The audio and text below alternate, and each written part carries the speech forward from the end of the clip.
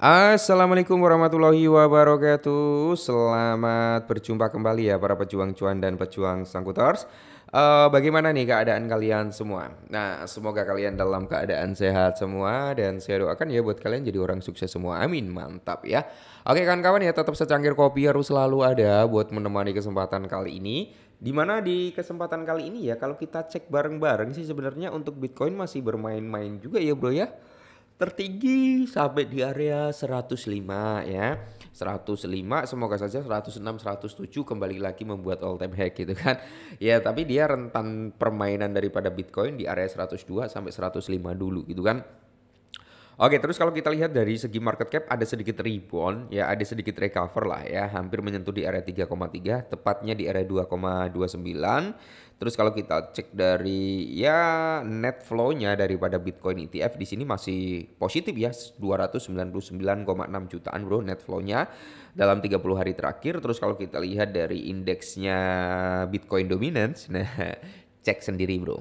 Jadi kan beberapa kali saya menerangkan buat teman-teman ya, hukum alam daripada Bitcoin dominance ya, Bitcoin price sama indeksnya altcoin atau altcoin lah ya, jangan indeks altcoin bro.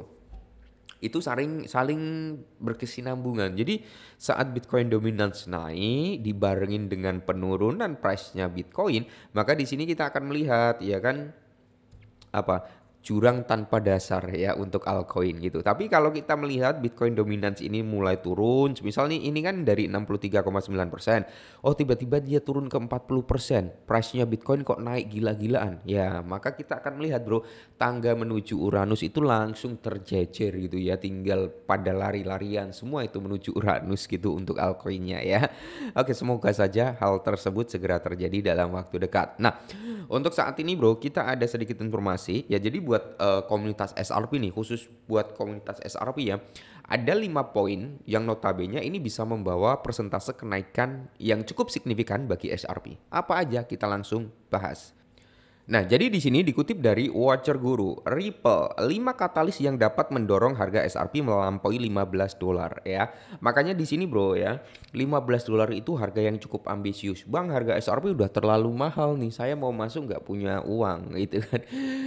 Uang saya nggak cukup untuk beli banyak. Oke bro, kalian punya antara rentan 20 ya sampai 50 XRP aja bro, itu udah lebih dari cukup ya. Kalian bisa menjadi ya bisa dikatakan apa ya, tiba-tiba jadi jutawan gitu bro kalau harganya sampai ke 15 dolar ya. Kalau kalian punya 10 SRP aja udah jadi 150 dolar kan. Nah kalau kalian punya 20 tinggal dikalikan aja. Ya berarti sekitar 300 dolar. Oke. Kalau kalian memiliki 50 ya udah bro ya. Berarti ya lumayan kan kita mendapatkan ya mungkin di rentan di bawah 10 juta atau di 10 jutaan ya gitu bro ya.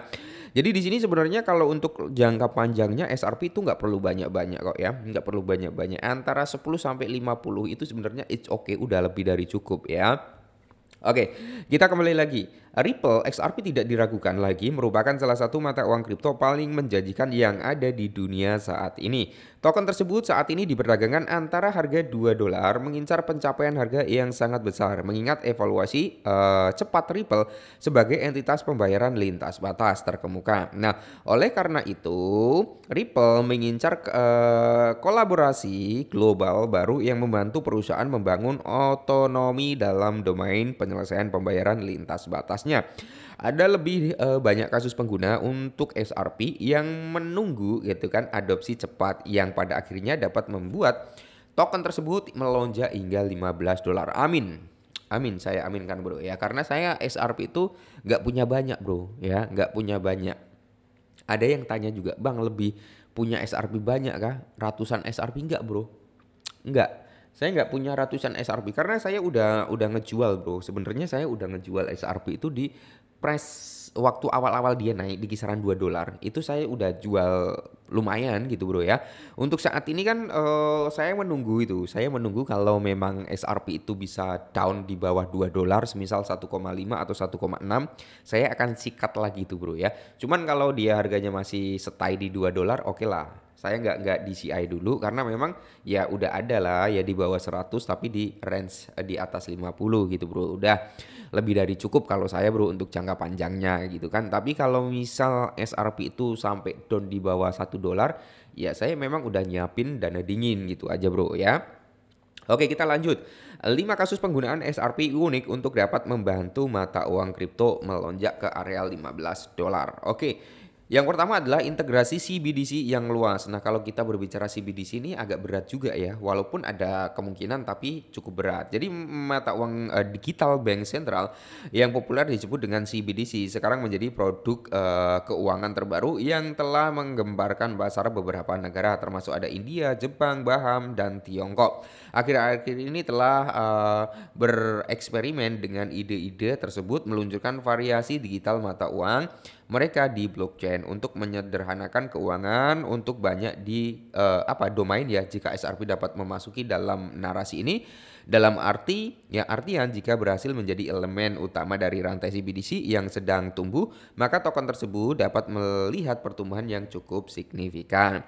Yang kedua adalah keunggulan ODL Ripple. Oke. Nah, narasi ODL Ripple dapat menjadi pengubah permainan di mana untuk domain pembayaran lintas batas menyederhanakan proses penyelesaian transfer internasional dalam hitungan menit. Nah, ini bro yang menjadi salah satu hal cukup menarik ya. Dengan berfungsi sebagai mata uang utama on-chain, ini dapat mempercepat ya atau memperlancar transfer lintas batas yang cepat, menghilangkan penundaan dari rintangan konversi apapun dalam prosesnya. Pergerakan ini itu dapat pada akhirnya ya akan memungkinkan pengguna layanan tersebut untuk mengeksplorasi SRP sehingga meningkatkan harganya dalam prosesnya. Oke, yang ketiga bro yaitu pendaftaran dari sektor RWA bro. Oke ya. Nah, jadi tokenisasi aset dunia nyata merupakan salah satu perkembangan terpenting bagi dunia mata uang kripto. Ripple dapat memanfaatkan perkembangan terkini menggabungkan aset dunia nyata terkemuka seperti saham, real estate, dan komoditas secara on-chain.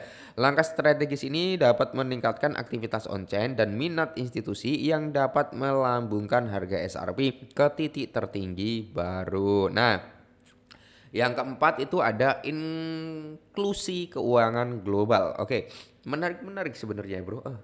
Kayaknya mau pilek ini ya. Udah mulai ketutup nih hidung, malah curhat lagi.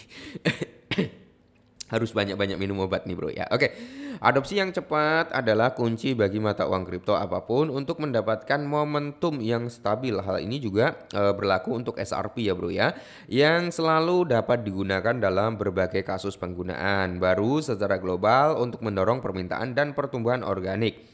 Adopsi dapat terjadi dalam bentuk SRP yang diterima sebagai sistem pembayaran terkemuka dalam bisnis atau dalam domain keuangan terdesentralisasi tentunya. Nah, yang dapat mendatangkan ya permintaan baru untuk token tersebut. Oke. Dan poin terakhir atau poin kelima narasi tentang ETF-nya ya bro ya. Jadi kita ketahui bersama lah ya ETF daripada SRP itu udah mendapat lampu hijau sebenarnya ya. Tinggal SEC aja nih kapan dia mau approval. Tapi komunitas SRP itu positif ya bro. Data dari Polymarket itu mengatakan ya 89-90% itu akan terapproval sebelum tahun 2025 ini berakhir. Nah, jadi ya semoga saja bro ya. Karena di sini udah ada beberapa entitas besar yang ngajuin daripada ETF-nya. Oke, mungkin ini dulu. Semoga bermanfaat. Tetap semangat dan salam